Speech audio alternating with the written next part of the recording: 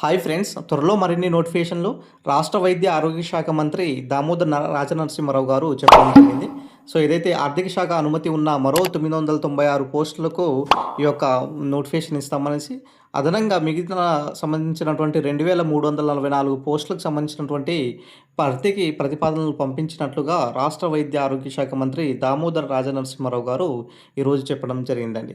So దాంతోపాటు మిగతా సంబంధించినటువంటి గ్రూప్ 1 సంబంధించినటువంటి ఏదైతే మనము 200 నుంచి 300 మధ్య నోటిఫికేషన్ వస్తాయి అనేసి చెప్తున్నాము. సో ఖచ్చితంగా ఈ యొక్క నోటిఫికేషన్స్ అనేది ఆఫ్టర్ సంక్రాంతి తర్వాత వచ్చే కూడా అవకాశం ఎక్కువ కనబడుతుంది.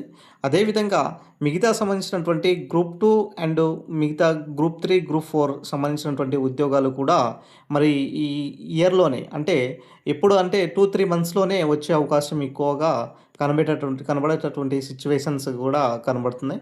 సో రీసెంట్స్‌గా మనకు చాలామంది నాయకులు వచ్చేసి మేము నోటిఫికేషన్స్ ఇవ్వమని చెప్పట్లేదు, ఖచ్చితంగా నోటిఫికేషన్స్ ఇస్తాము, కొంచెం డిలే అవుతున్నాయి అనేసి చెప్పడం జరుగుతుంది. కాబట్టి మరో 2-3 మంత్స్ కూడా వేసుకుంటే ఈ యొక్క నోటిఫికేషన్స్ అనేది 2-3 నెలల తర్వాత వచ్చే అవకాశాలు దాదాపుగా తెలంగాణలో కనబడుతున్నాయి అన్నమాట.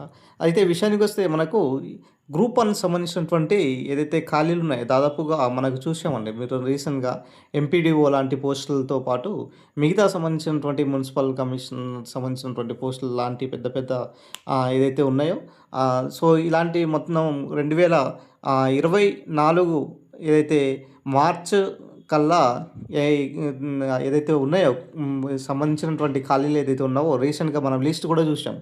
సో గ్రూప్ 2 కూడా నిన్ననే దీనికి సంబంధించినటువంటి ఖాళీల వేకెన్సీస్ కూడా చూసాం.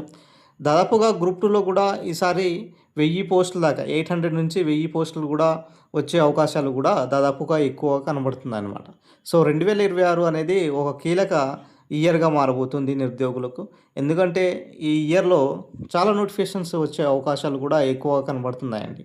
సో కొంచెం ఇప్పుడు డిలే అయినా కూడా తర్వాత 1 బై 1 నోటిఫికేషన్ ఇచ్చే ప్రయత్నంలోనే ఉన్నారనేసి మరి చాలామంది నాయకులు, మరి ఎమ్మెల్యేల కాలం నుంచి అటు మంత్రుల దాకా కూడా మరి నోటిఫికేషన్స్ ఇస్తామనేసి చెప్తున్నారు. సో రీసెంట్‌గా జరిగినటువంటి అసెంబ్లీ సమావేశంలో కూడా మరి ఏదైతే అంజిరెడ్డి గారు చెప్పడం జరిగిందో జాబ్ క్యాలెండర్ సంబంధించినటువంటి, అదేవిధంగా టీజీపీఎస్సీ లేఖ రాయడం, సో ఇలాంటి పరిణామక్రమాలు, తర్వాత దిల్సుఖ్ నగర్, అశోక్ నగర్లో నిరుద్యోగులు సో యొక్క భారీ ఎత్తున మహాధరణ కార్యక్రమాలు చేపట్టడము, సో ఇవన్నీ ప్రభుత్వానికి ఒక జాబ్ క్యాలెండర్ దిశగా వెళ్తుందన్నమాట. ఖచ్చితంగా ఇవంతా చూస్తుంటే ఏమవుతుందంటే, ప్రభుత్వము మేము నోటిఫికేషన్ ఇస్తాము అనేసి చెప్తున్నాం తప్ప ఇవ్వడం అనేసి చెప్పట్లేదు అనేసి చెప్తున్నారు. సో ఏదైనా సరే ఖచ్చితంగా నోటిఫికేషన్స్ అనేది మరో 2-3 నెలల్లో కూడా వచ్చే అవకాశాలు ఎక్కువ కనబడుతున్నాయి తెలంగాణలో.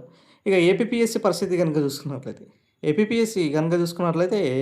ఏపీఎస్సీ సేమ్ సిచ్యువేషన్స్ అండి. ఈక్వల్ టు మనకు బడ్జెట్ ఆమోదించిన తర్వాత ఈ యొక్క నోటిఫికేషన్స్ అనేది వరుసగా వచ్చే అవకాశాలు మరో 2 తెలుగు రాష్ట్రాల్లో ఇప్పుడు కనబడేటటువంటి ప్రజెంట్ సిచ్యువేషన్స్ అన్నమాట.